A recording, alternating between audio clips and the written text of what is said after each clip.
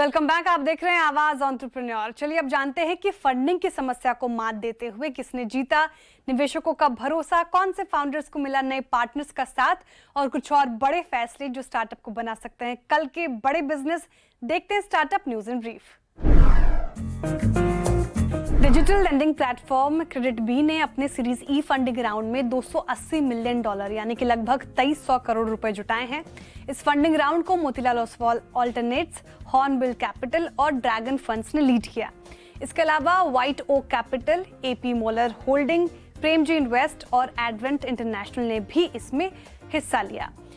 Credit B इस नए fund का इस्तेमाल अपने लोन बिजनेस को बढ़ाने के लिए, नए मार्केट्स में विस्तार के लिए, टेक्नोलॉजी प्लेटफॉर्म को मजबूत करने के लिए और आर्टिफिशियल इंटेलिजेंस को बेहतर तरीके से बनाने के लिए करेगी। साथ ही एआई की मदद से कंपनी रिस्क को बेहतर तरीके से समझेगी, ज्यादा लोगों तक लोन पहुंचाएगी और ग्राहकों को पर्सनलाइज्ड फाइनेंशियल प्रोडक्ट देगी। क्रेडिट बी की शुरुआत 2016 में मधुसूदन ई, कार्तिकेयन कृष्णास्वामी और विवेक वेदा ने की थी। क्रेडिट बी अपने एनबीएफसी क्रेजी बी सर्विसेज के जरिए लोन देती है और 10 से ज्यादा फाइनेंशियल इंस्टीट्यूट के साथ मिलकर काम करती है। क्रेडिट बी में personal loan, business loan, property के खिलाफ loan, two wheeler loan, credit report सेवाएं, यूपीआई बेस्ड सर्विसेज शामिल है। बोर्ड के को फाउंडर अमन गुप्ता ने अपने नए वेंचर ऑफ बीट के लिए सीड फंडिंग में 100 करोड़ रुपए जुटाए हैं। इस फंडिंग राउंड को बेसिमर वेंचर पार्टनर्स ने लीड किया।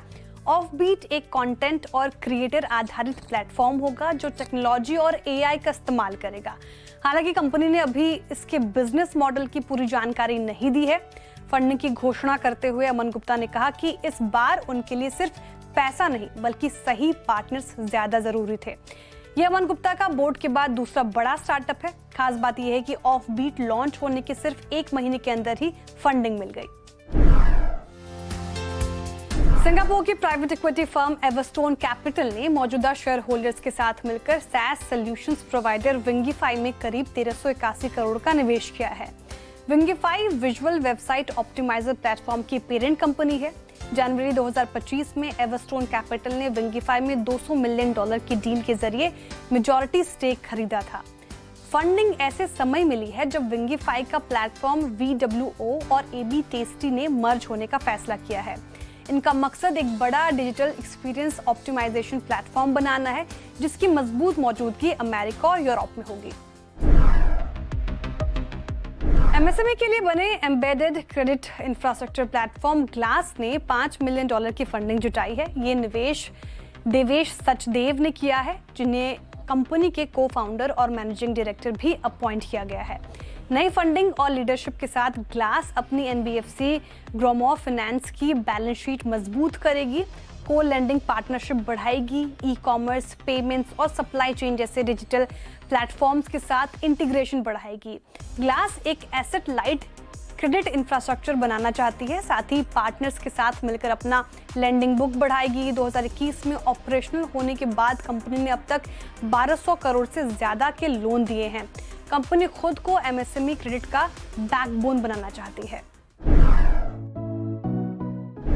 एसेट बेस्ड रिवॉर्ड स्टार्टअप गोसैट्स ने सीरीज ए फंडिंग राउंड में $5 मिलियन जुटाए हैं। इस फंडिंग राउंड को कॉनवॉय ने लीड किया। इसके अलावा वाई कॉम्बिनेटर, ताइसू वेंचर्स और कुछ एंजल इन्वेस्टर्स ने भी इसमें हिस्सा लिया। कंपनी नई फंडिंग का इस्तेमाल यूजर बढ़ाने, फिनटेक प्रोडक्ट्स को स्केल करने और एआई बेस्ड पर्सनलाइजेशन पर करेगी। इसके अलावा कंपनी इंजीनियरिंग, प्रोडक्ट को और ग्रोथ टीम को मजबूत करेगी। साथ ही कंपनी जल्द नए फिनटेक प्रोडक्ट लॉन्च करेगी, अपने रिवॉर्ड सिस्टम में नए एसेट जोड़ेगी और बड़े ब्रांड्स और फिनटेक प्लेटफॉर्म्स के साथ पार्टनरशिप बढ़ाने की प्लानिंग भी कर रही है।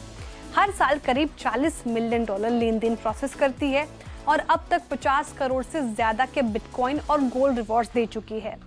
गोसैट्स का मकसद है वेल्थ क्रिएशन को नई दिशा देना। गोसैट्स कार्ड से हर खर्च एक तरह का निवेश बन जाता है, यानी खर्च करते करते वेल्थ बनाना।